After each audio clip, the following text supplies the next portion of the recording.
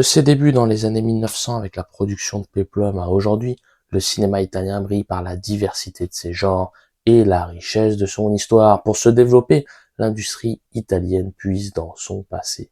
En 1914, le film Cabiria de Giovanni Pastrone impose le péplum à l'international. À l'écran, nous admirons le siège de Syracuse ou encore l'éruption de l'Etna au IIIe siècle avant Jésus-Christ. Le personnage de Maciste inspire l'idéologie fasciste de Benito Mussolini. En 1932, le dictateur crée la Mostra de Venise. 5 ans plus tard, Mussolini inaugure les studios de Cinecittà à Rome. Après la Seconde Guerre mondiale et la chute du fascisme, des cinéastes émergent et imposent leur style. Des genres et mouvements cinématographiques naissent. Le néoréalisme à partir d'Assessione, en 1942, le polar sous l'appellation de giallo, avec les films de Mario Bava au début des années 60, puis ceux de Dario Argento, le western spaghetti ou encore la comédie à l'italienne. Je vous propose de partir avec moi dans l'histoire du cinéma italien à travers 10 films à découvrir ou à redécouvrir, 10 œuvres majeures pour comprendre la culture italienne. Générique.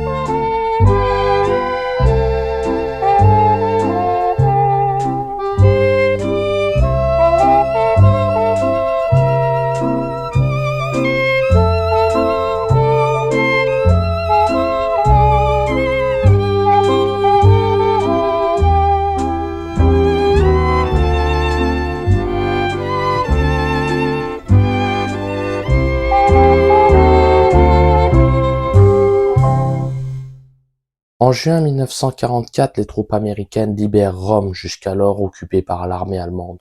2 mois plus tard, le réalisateur Roberto Rossellini tourne dans les rues de la capitale italienne un film sur la résistance contre le nazisme. Avec Rome, ville ouverte, il adopte une méthode contribuant à donner naissance à un nouveau mouvement cinématographique, le néo-réalisme. L'idée centrale, filmer au plus près du réel le quotidien des Italiens. En 1944, l'armée allemande occupe la capitale italienne. La Gestapo recherche un résistant italien en fuite. Le 3 septembre 1943, le général italien Castellano signe un accord secret de cessation des hostilités avec l'américain Eisenhower à Cassibile. Dès la fin de la Seconde Guerre mondiale, le réalisateur Roberto Rossellini témoigne de la réalité vécue par une population placée sous cloche. Il se nourrit de sa propre expérience vécue tandis qu'il se cachait des patrouilles nazies. Tourné dans les rues de la ville dans une forme proche du documentaire, Rome ville ouverte refuse tout sensationnalisme ou artifice de mise en scène. Si Anna Magnani représente une actrice professionnelle, une partie du casting se compose d'amateurs.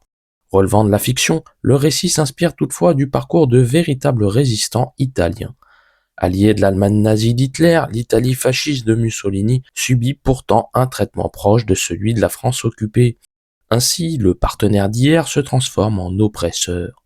La sortie de Rome ville ouverte en 1945 marque une date importante du cinéma italien.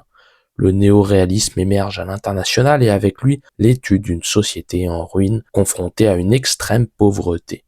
Par ailleurs, le film souligne l'influence du catholicisme à travers l'itinéraire d'un prêtre, mais aussi celle du communisme. Le croyant se joint à l'athée dans la lutte. Les divisions politiques internes entre la droite catholique et la gauche communiste ne réapparaîtront qu'après la libération du pays.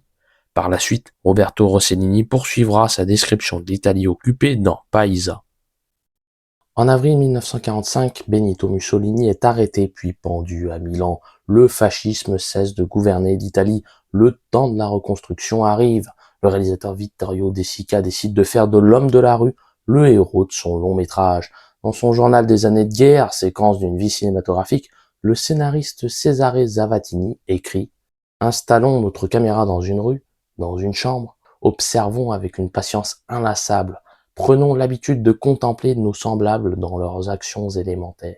Avec le voleur de bicyclette, De Sica et son scénariste décident d'aborder la difficulté du peuple italien à se projeter dans l'avenir. Après la Seconde Guerre mondiale, un chômeur italien trouve un emploi de colleur d'affiches. Malheureusement, un voleur s'empare de sa bicyclette. Sans son moyen de locomotion, il ne peut exercer sa fonction. Accompagné de son fils, il parcourt la ville de Rome à la recherche de celui-ci. À travers cette simple histoire, le réalisateur Vittorio De Sica dévoile en documentariste la pauvreté d'un pays en ruine. Le chômage domine, les Italiens ne mangent pas à leur faim. Tourné en décor extérieur avec des acteurs non professionnels, Le voleur de bicyclette représente une pièce maîtresse du néo-réalisme italien. La grande force du long métrage consiste à laisser jaillir l'émotion sans le recours à aucun artifice de mise en scène. Les personnages émeuvent car ils ne jouent pas. Une œuvre sur un homme du peuple interprété par un ouvrier d'usine. La vérité et l'authenticité transparaissent comme rarement sur grand écran.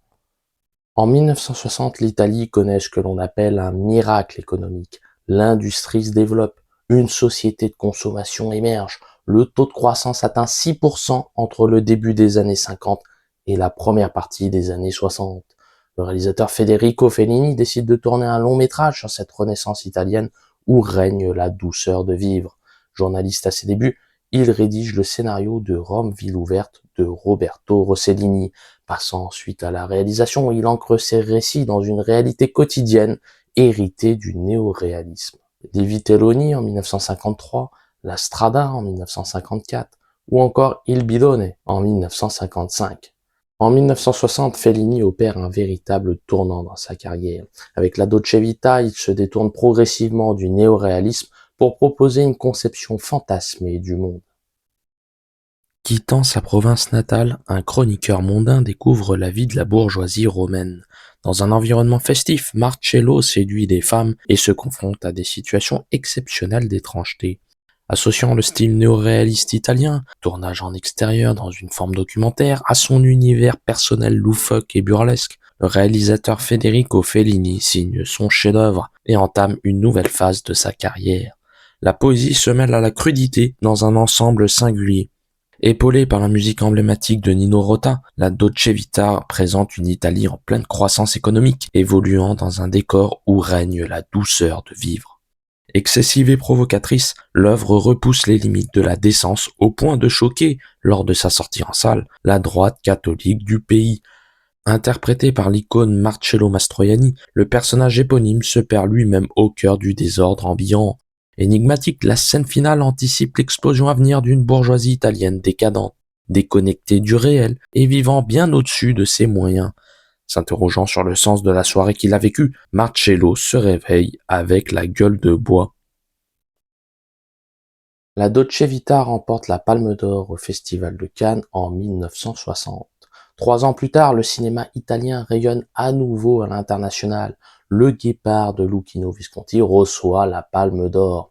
Comme Federico Fellini, Luchino Visconti a démarré sa carrière dans le néo-réalisme. À partir de Senso en 1954, il se spécialise dans la reconstitution historique. Visconti sera l'observateur d'un monde aristocratique courant à sa perte. En 1860, le général Giuseppe Garibaldi débarque en Sicile avec un corps de volontaires afin de conquérir le royaume des deux Siciles dirigé par les Bourbons. Le prince de Salina, Don Fabrizio Corbera, regarde avec distance et mélancolie la chute de la noblesse. Le Guépard analyse la révolution italienne selon le point de vue de l'aristocratie décadente. Adaptant le roman de Giuseppe Tomasi di Lampedusa, le réalisateur Luchino Visconti déploie son art de la fresque. D'une durée de 3 heures, l'œuvre brille par sa dimension épique. Les décors fastueux de l'île, le soin apporté aux costumes d'époque, le lyrisme de la musique de Nino Rota, des centaines de figurants sollicités durant les scènes de bataille. Devant la caméra, un trio de comédiens charismatiques porte le récit. Burt Lancaster dans le rôle du prince de Salina, Alain Delon dans celui de son neveu Tancrède et Claudia Cardinal dans la peau de l'amoureuse de Tancrède. Le communiste des années 40, Luchino Visconti, bascule dans la seconde partie de sa carrière dans la description du déclin de l'aristocratie. Issu d'une famille noble, le cinéaste redécouvre au fil des ans sa classe sociale d'origine. Par la suite, son regard sensible sur la haute société s'approfondit avec les damnés et Ludwig et le crépuscule des dieux. Du Guépard, une réplique passe à la postérité. Prononcée par son neveu Tancrède, elle témoigne du mirage des révolutions prétendant changer de régime. Il faut que tout change pour que rien ne change. En réalité, une nouvelle bourgeoisie remplace simplement par les armes celle déjà installée. Au début des années 60 naît une nouvelle forme de western appelée western spaghetti. Souvent tourné en Espagne, ces films abordent le genre avec une violence crue et une temporalité volontairement étirée.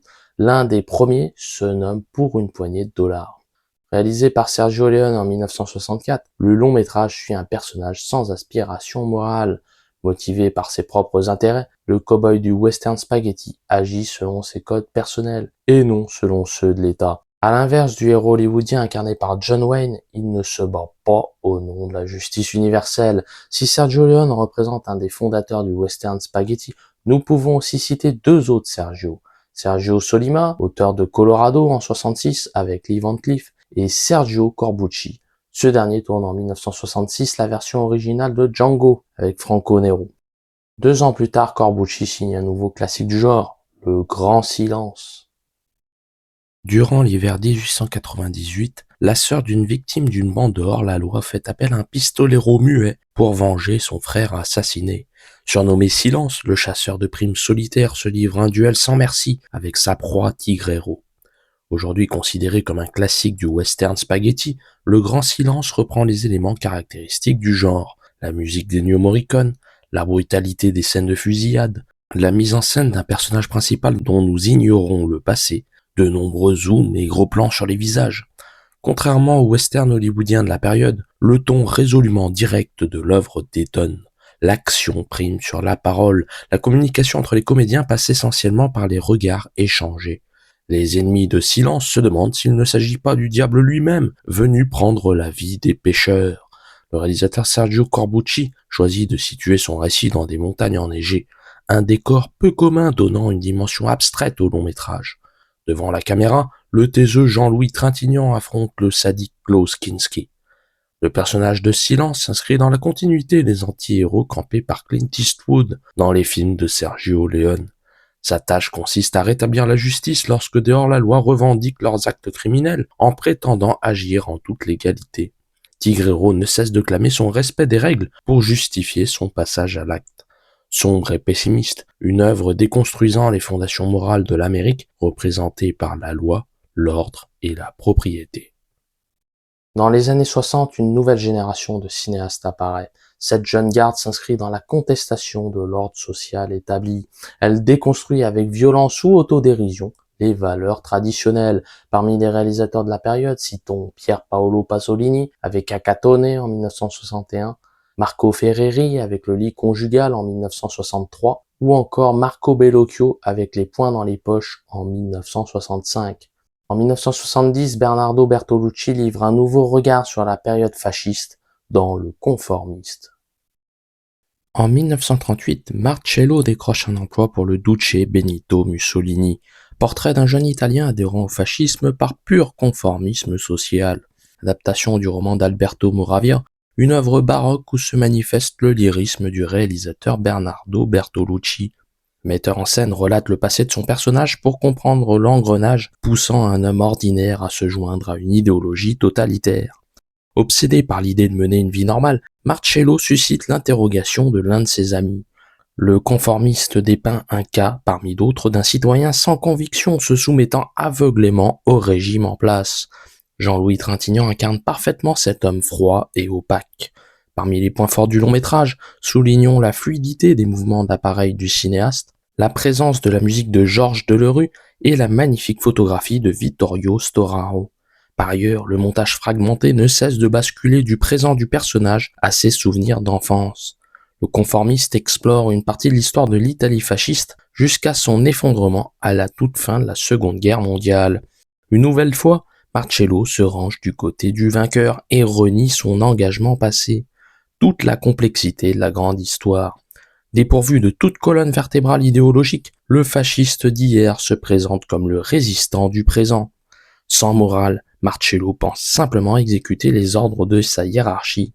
une étude psychologique sur la rhétorique employée par les totalitaires pour se déresponsabiliser de leurs actes criminels en rejetant leurs fautes sur les autres. À partir de la fin des années 60, l'Italie traverse une période de troubles.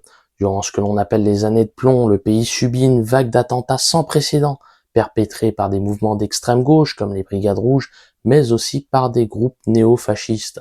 L'Italie vit au rythme du terrorisme politique jusqu'au début des années 80. Un cinéma politique se développe sous la houlette de plusieurs cinéastes spécifiques.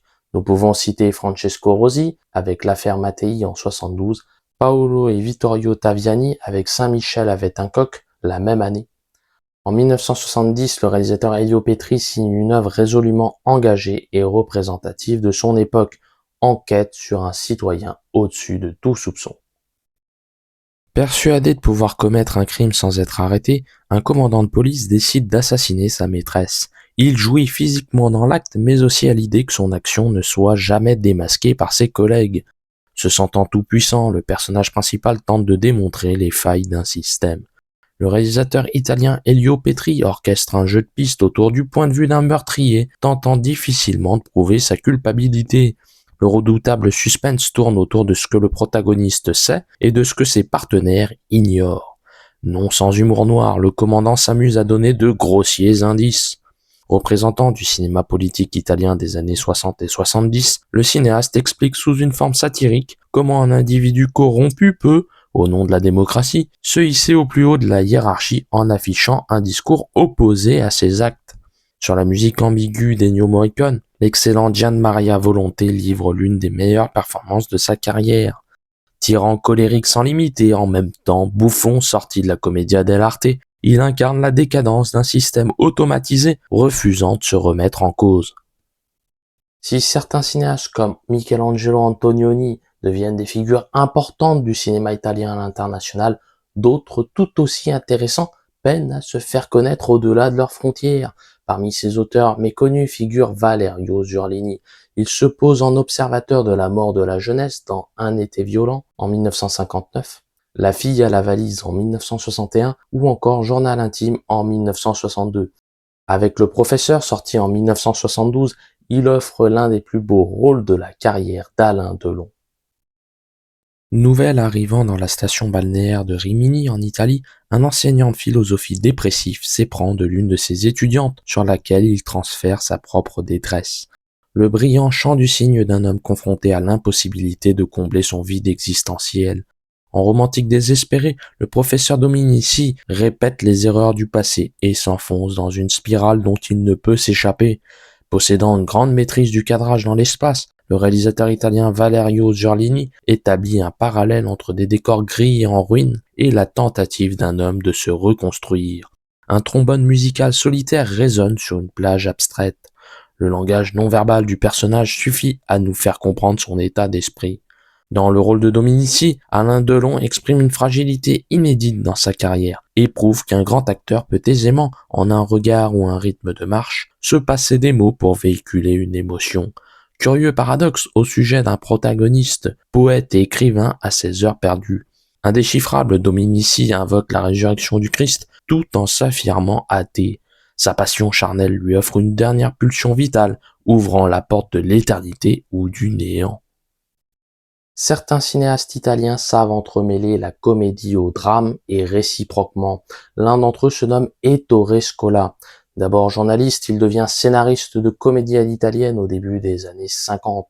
On lui doit entre autres le récit du Fanfaron en 62 et celui des monstres l'année suivante. Un élément notable concernant le Fanfaron, le film de Dino Risi raconte la rencontre entre un quadragénaire extraverti et un étudiant réservé. Comédie sur la forme, l'œuvre se termine sur une séquence d'accidents de voiture, ou comment laisser surgir le tragique au milieu du comique. En 1977, Ettore Scola réalise Une journée particulière. Il démontre qu'à l'intérieur d'un pur drame peut se disséminer certaines situations humoristiques. Le 8 mai 1938, le chancelier allemand Hitler rencontre à Rome le duce Mussolini. Tandis que les habitants de la capitale assistent à l'événement, une jeune mère au foyer, recluse dans un immeuble avec un homosexuel, vit une étonnante histoire d'amour. Images d'archives à l'appui, le réalisateur présente brièvement le contexte historique afin de mieux développer la relation entre deux exclus, la société italienne. Ettore Scola imbrique intelligemment la petite histoire à l'intérieur de la grande. Épurée et dépouillée de tout sensationnalisme, la mise en scène transcende les petits gestes du quotidien. De discrets plans séquences laissent progressivement jaillir l'émotion des personnages. Dans ce huis clos proche du cinéma néo-réaliste italien des années 40, les comédiens recherchent une vérité à la limite du documentaire. Le rapprochement entre Marcello Mastroianni et Sofia Loren se révèle naturel. Éprouvant un sentiment réciproque de solitude, les deux protagonistes subissent les conséquences de l'histoire en marche. À la fin des années 80, le cinéma italien s'interroge sur son avenir. Des anciens grands cinéastes s'essoufflent ou disparaissent. Une nouvelle génération tarde à apparaître. La télévision concurrence le grand écran.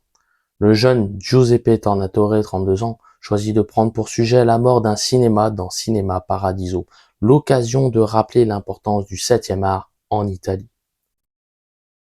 À la fin des années 80, un cinéaste renommé, apprenant la mort de son mentor, retourne en Sicile sur les lieux de son enfance.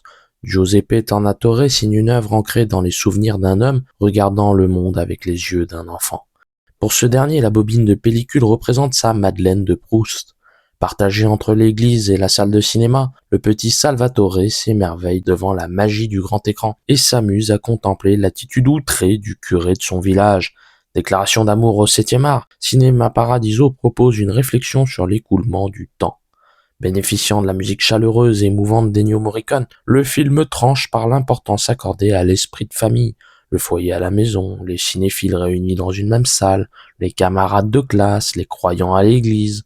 À l'instar d'une religion, le cinéma incarne en Italie un espoir partagé et fédérateur. Depuis la fin des années 80, le cinéma italien en crise s'est relevé. Une nouvelle génération de réalisateurs offre un second souffle à l'industrie. Nanni Moretti, primé au Festival de Cannes pour Journal intime en 1994 et La Chambre du Fils en 2001, Giuseppe Tornatore, Paolo Sorrentino avec Les conséquences de l'amour en 2004 ou encore Matteo Garonne avec Gomorra en 2008. Plusieurs films majeurs remportent des prix internationaux. La vie est belle de Roberto Benigni en 1998 ou encore La Grande Bellezza en 2013. L'avenir reste à écrire. Nul doute que le pays de Dante, de Casanova, de Manzoni ou d'Umberto Eco recèle encore des talents capables de faire rayonner le cinéma italien à l'international. Nul doute que le pays qui a influencé Stendhal, Chateaubriand ou Lamartine a encore des choses à dire au monde. Comme l'écrit la journaliste et philosophe Margaret Fuller au XIXe siècle, qui peut jamais être seul un instant en Italie? Chaque pierre a une voix, chaque grain de poussière semble être l'instinct d'un esprit du passé, chaque marche rappelle quelques lignes, quelques légendes d'une tradition depuis longtemps à l'abandon. Alors, chers spectateurs, souvenons-nous que le passé éclaire l'avenir et que l'avenir ne peut s'écrire sans la connaissance du passé. Si vous avez aimé cette vidéo, n'hésitez pas à liker, à commenter, à partager et à vous abonner à la chaîne. Et moi, je vous dis à très bientôt pour une prochaine vidéo.